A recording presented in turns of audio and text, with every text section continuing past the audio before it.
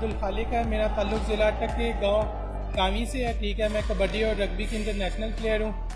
2 दफ़ा world cup खेला हुआ है इंडिया में जाके। और जैसा कि दौरे हाजिर में अब कोई भी काम स्पेसिफिक नहीं रहा कि जेंडर स्पेसिफिक हो के ये मर्दों के लिए ये औरतों के लिए। इंडिया के अंदर कबड्डी काफ़ी अरसे से खेली जा रही है। पहली दफ़ा वर्ल्ड कप में पाकिस्तान को रिप्रेजेंट किया और हमने 4th पोजीशन हासिल की। फिर नेक्स्ट ईयर फिर हमने पार्टिसिपेट किया वर्ल्ड कप में और हम ब्राउन मेडलिस्ट हैं वर्ल्ड कप के। इसलिए ये नहीं कहा जा सकता कि कबड्डी सिर्फ मर्दों का ही खेल है। मेरा नाम नूर है और मैं गिलगित से ताल्लुक़ रखती हूँ।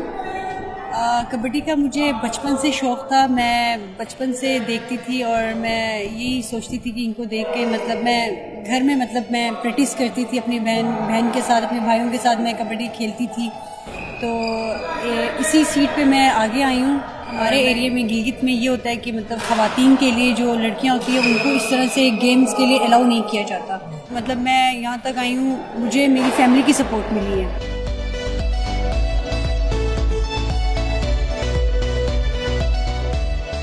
वुमेंस कबड्डी को साइड पे कर दिया गया और उसके बाद अभी तक कोई टूर नहीं कराया गया वुमेन कबड्डी का।